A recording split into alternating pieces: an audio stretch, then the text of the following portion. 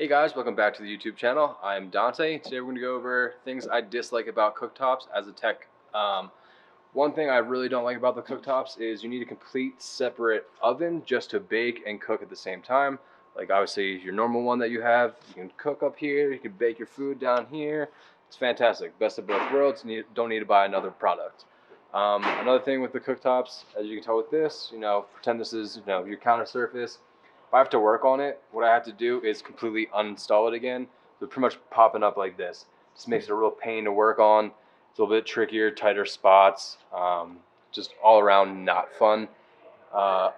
They are great products. Just to work on them and everything else is just not what I enjoy. I'm a classic guy. I like just a normal range. It's a cooktop stove. It's gonna work for me. I know my baking is gonna work. My burners are gonna work.